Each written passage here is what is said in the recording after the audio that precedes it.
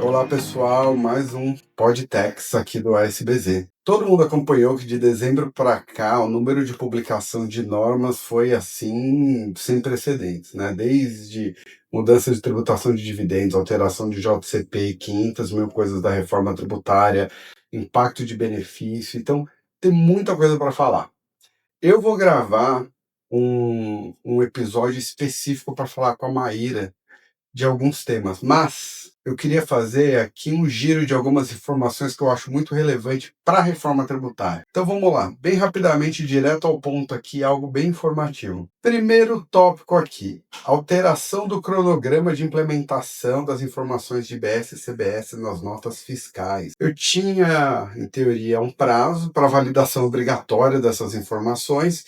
Isso foi prorrogado por prazo indeterminado, então eu não tenho agora multas e muito menos uma rejeição automática, por enquanto, em 2026. Por que isso é importante, né? Porque senão boa parte do comércio ia parar, na verdade, boa parte do mercado como um todo ia parar. O que mais me chama a atenção é que se você fizer uma análise mesmo da lei complementar, eu poderia ter algum desafio de suspender isso sem pagar multa, mas nada que um ato administrativo não tenha resolvido. Mas o ponto é esse, né? A gente conseguiu, como um todo, o mercado agora não vai sofrer uma multa por conta de não informar. Segundo ponto aqui, saiu publicado o manual da DERE.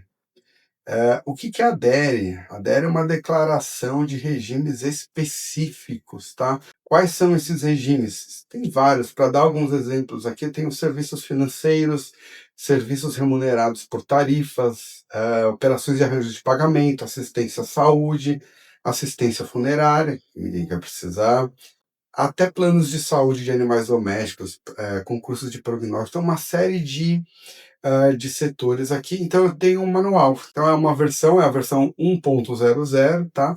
E traz uma série de informações. É um ato conjunto publicado tanto pela Receita Federal quanto pelo Comitê Gestor. Então, para quem é do setor, precisa aprender e muito aqui desse manual. O próximo manual, e eu já perdi aqui se eu tô, mas eu acho que é o terceiro tópico aqui, isso é o Manual de Serviços da Reforma Tributária, tá? Então é basicamente um documento que ele vai detalhar o funcionamento operacional desse sistema, focado aqui nessa transição do CBS e IBS. E aí vocês vão ver, tá? Quem tiver curiosidade vai perceber que tem uma série de informações lá que são interessantes, e desde, eu vou pegar aqui, acesso, obviamente, mas o cálculo, né, o motor de cálculo, então ele vai detalhar todo o funcionamento da calculadora de tributos, toda a consolidação da apuração assistida, como vai funcionar também tá ali, então tem uma série de questões. Então, para quem tiver curiosidade, vale muito acessar aí o manual para começar a entender algumas coisinhas, tá? O próximo tópico aqui, e aí para falar de tributação propriamente dita, é aquele bendito 1% que ficou, por algum momento, os estados começaram a se manifestar pela inclusão desse 1%, ainda que não pago na base de cálculo do CMS. Alguém teve bom senso e falou, vamos voltar atrás com isso, e todos não, mas muitos estados já se manifestaram pela não inclusão desse 1% hipotético na base de cálculo do ICMS, um ponto favorável para contribuinte. Próximo tópico aqui, e esse é bastante interessante, nem sei se todo mundo acompanhou, mas como é algo, é um mercado expressivo que é de locação de bens imóveis, para quem é do setor sabe que existe um regime específico de tributação, tá? Que ele traz uma alíquota de 3,65, não por coincidência, semelhante a PIS e COFINS no cumulativo, e eu vou ter a Receita Federal publicou agora regras que estão esclarecendo sobre a adesão desse regime.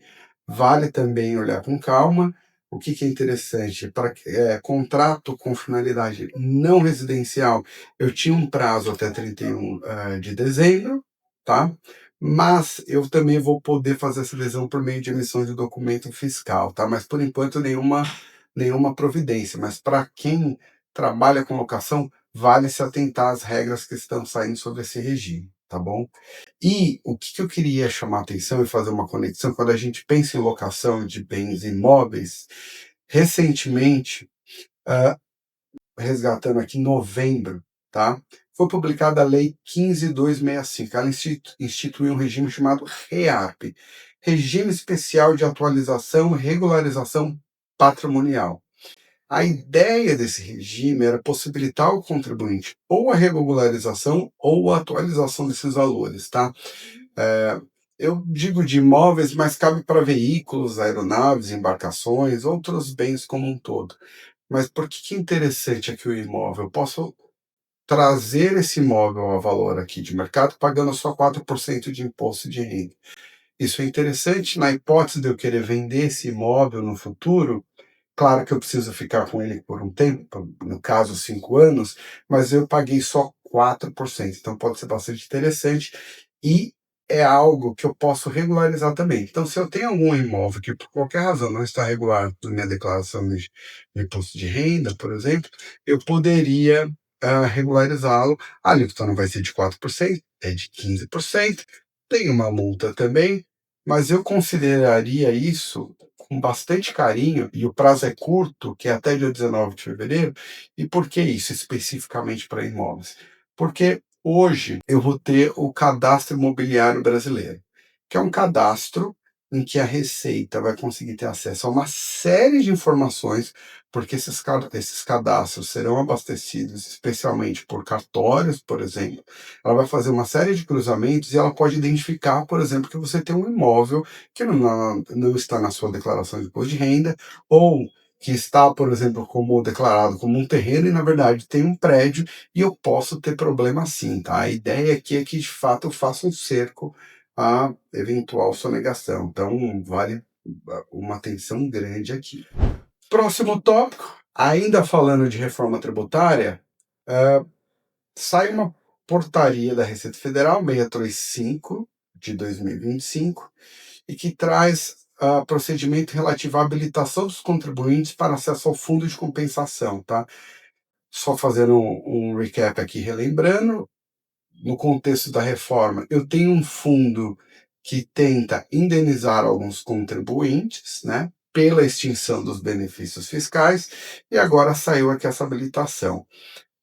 Basicamente, eu vou poder fazê-la até o ano de 2028, então do dia 1º de janeiro de 26 até 31 de dezembro de 28.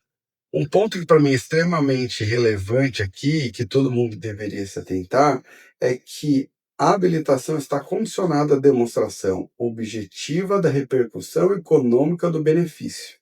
Assim, impõe-se ao contribuinte o ônus de demonstrar e que eu tinha, de fato, uma vantagem financeira decorrente desse incentivo com contrapartida. Então, muito provavelmente vai ter gente que vai ficar pelo caminho aqui sem conseguir acessar esse fundo.